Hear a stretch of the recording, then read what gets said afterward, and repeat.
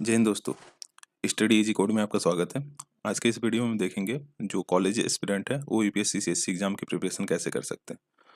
तो चलिए शुरू करते हैं। एक कोट देख लेते हैं पहले। The difference between people who makes their dream come true and those who don't is just two thing, the courage to start and the discipline to keep going. आप अगर यूपीएससी एग्जाम में घुसने जा रहे हो, उसका प्रिपरेशन स्टार्ट करने जा रहे हो, तो फर्स्ट जो डाउट आएगा, फर्स्ट तो प्रॉब्लम आएगी ए करेज टू स्टार्ट। क्या होता है इनिशियल टाइम में बहुत सारे फियर्स होते हैं ना, तो उसकी वजह से आप स्टार्ट करने में हेजिटेशन आपको होता है। तो ये आपको नहीं करना है। आप चीज़ों को स्टार्ट करो, आगे सारी चीज़ें जाके सही हो जाएंगी। जो चीज़ें आपको नहीं समझ आ रही वो भी चीज़ें आपको समझ आने लग जाएंगी। ठीक है, तो चलिए शुरू करते हैं, इसको देख लेते हैं। पहले फोकस एरिया हम देखेंगे। ठीक है, एग्जैक्टली आपको किस पे फोकस करना है, कब क्या करना है। ठीक है, देखो इनिशियल ईयर्स जो होते हैं 1 से 2 3 साल के जो भी है, हाँ, उसमें आपको क्या करना है, ज़्यादा आपको टाइमिंग नहीं देना, बस 2 से 3 आवर्स देना है। ठीक है, मॉर्निंग में दो, कभी भी दो। ठीक है, 2 से 3 आवर्स देने आपको। उसमें क्या करना है आपको, बेसिकली पीवाई के जो सिलेबस को अच्छे से एनालाइज करना है, चीज़ों को हमेशा देखते रहना है।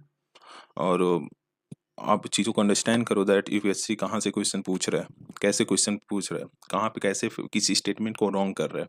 अगर किसी स्टेटमेंट को उसने रॉन्ग किया तो कितने लंबे स्टेटमेंट कैसे चीज़ों को कर रहा है। ठीक है, तो ये सारी चीज़ें हैं इसमें।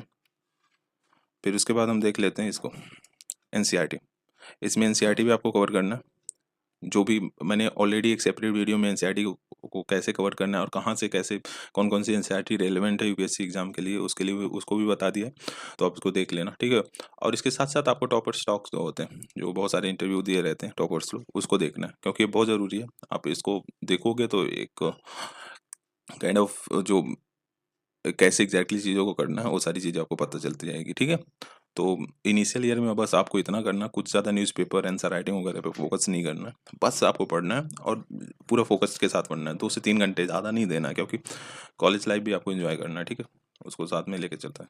तो लास्ट ईयर में देख लेते हैं अब क्या करना है। 5 से 6 हमको यहाँ पे बढ़ा देना है टाइमिंग, 5 से 6 घंटे पढ़ना है। ठीक है, अब इसमें क्या करना है, जो हमारी स्टैंडर्ड बुक्स हैं, जैसे में एम लक्ष्मीकांत हो गया, स्पेक्ट्रम हो गया, उसको पढ़ना है, क्योंकि आप बोले ऑलरेडी एनसीईआरटी को बहुत बारी पढ़ चुका है यहाँ पे। तो आपको स्टैंडर्ड बुक्स पे फोकस करना है। ठीक है, फिर उसके बाद न्यूज़पेपर पे आ जाना है। यहाँ पे आपको न्यूज़पेपर स्टार्ट कर देना है रीडिंग। कोई सा भी न्यूज़पेपर उठा लो, द हिंदू ले लो, कुछ भी ले लो, जो भी आपको समझ आता है उसको आप स्टार्ट कर दो। ठीक है, आंसर राइटिंग एटलीस्ट एक तो स्टार्ट कर दो लिखना, 1 से 2 डेली। ठीक है, जब आंसर राइटिंग आप डेली स्टार्ट कर दोगे तो चीज़ें आपको माइंड में जो डॉट्स हैं वो कनेक्ट होती जाएगी, चीज़ों को आप लिंक करना स्टार्ट कर दोगे। ठीक है, फिर उसके बाद डेली 5 क्वेश्चन, एमसीक्यूज वाला, उसके डेली 5 क्वेश्चन आप सॉल्व करोगे तो उससे भी आपको एक अच्छा जो ग्रैप्स होगा प्री पे, वो आपको मिल जाएगा। ठीक है, आप क्वेश्चन को इजीली टैकल कर सकते हो। तो फोकस एरिया में बेसिकली इतना ही था। टाइम मैनेजमेंट को देख लेते हैं। देखो इसमें क्या होता है, बेसिकली 2 टाइप के पर्सन होते हैं। ठीक है, एक तो जो अर्ली मॉर्निंग में उठते हैं और एक जो लेट नाइट में जगते हैं। ठीक है, तो मैं बोलूँगा आप इसको फॉलो करो। इसमें क्या होता है, बेसिकली बेनिफिट बता देता हूँ मैं। सपोज दैट आपको कॉलेज जाना है। ठीक है, लगभग 7 से 8 घंटे का हेक्टिक शेड्यूल है आपका कॉलेज का। फिर उसके बाद जब आ रहे हो घर पे तो पता चल रहा है कि आप पूरा टायर्ड हो। ठीक है, आपको पढ़ने में मन ही नहीं करेगा। ठीक है, तो जिसकी वजह से बहुत सारी चीज़ें हैं जो डिलेड होती जाएंगी।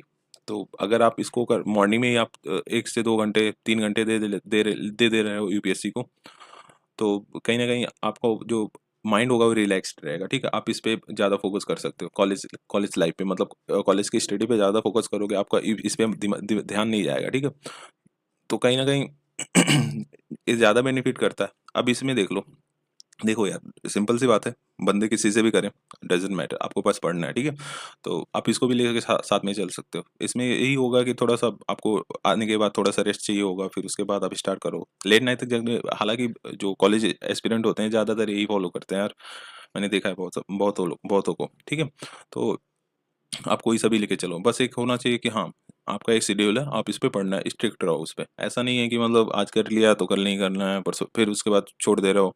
हाँ, 2 4 दिन, फिर उसके बाद क्या होता है, इनिशियल टाइम में यही दिक्कत होता है कॉलेज स्टूडेंट को। ठीक है, अब इसके बाद मिस्टेक की बात कर लेते हैं। हाँ, इसमें एक और बात करनी थी। देखो हो, जैसे क्या होता है, कभी कभी एक एक दो पीरियड के बाद आपका कुछ गैप हो जाता है एक पीरियड का। ठीक है, तो उसमें आप क्या कर सकते हो, लाइब्रेरी में जाके पढ़ सकते हो यार। जो भी आपकी चीज़ें गैप हुई हैं, अगर इसमें आपने 1 ही घंटा दिया है, ठीक है? तो उसको आप लाइब्रेरी में जाकर उसको कवर कर सकते हो। तो ये भी आपका बेनिफिट है। फिर उसके बाद इस पे आ जाते हैं, मिस्टेक्स यू शुड अवॉइड।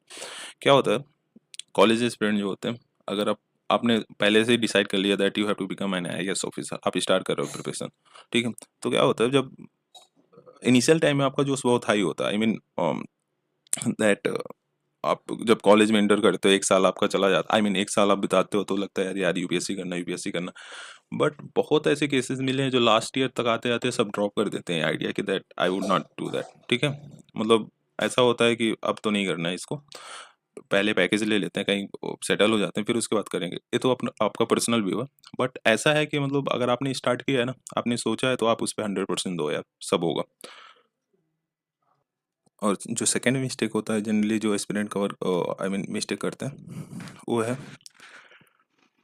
कि उन्हें लगता है बहुत सारा टाइम है, लाइक फर्स्ट ईयर में अभी यार, सेकेंड ईयर आई मीन आज स्टार्ट कर लेंगे, कल स्टार्ट कर लेंगे। बट ऐसा नहीं होता यार, आपको सारी चीज़ों को साथ में लेके चलना है। आई मीन अगर आपने सोचा है कि 2 से 3 घंटे पढ़ने हैं यूपीएससी को देने कॉलेज लाइफ में ही, तो आपको देने हैं। उसमें आप उससे आप भाग नहीं सकते, ठीक है?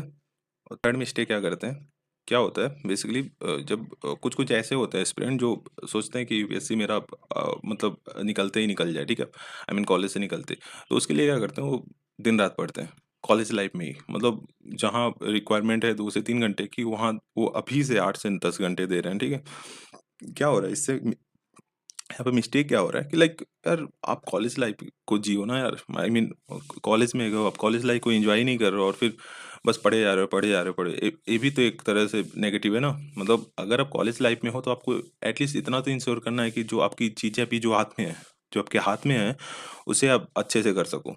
तो कॉलेज लाइफ एंजॉय करना is very important, specially UPSC जैसे एग्जाम की प्रिपरेशन करते हैं। देखो क्या होता है, कॉलेज लाइफ में आपका जो पर्सनालिटी डेवलप होता है ना, बहुत एक्सट्रीम लेवल का होता है। आई मीन जो कम्युनिकेशन स्किल होती है, आपको किसी चीज़ें से, किसी पर्सन से कैसे इंटरेक्ट होना है, सारी चीज़ें यूपीएससी में बहुत मैटर करती हैं। तो अगर आप इसको भी इंजॉय नहीं कर रहे हो, इसको भी अवॉइड कर रहे हो, तो फिर ठीक है, आप प्री क्वालिफाई कर लोगे, मेंस कर लोगे, इंटरव्यू में क्या होगा?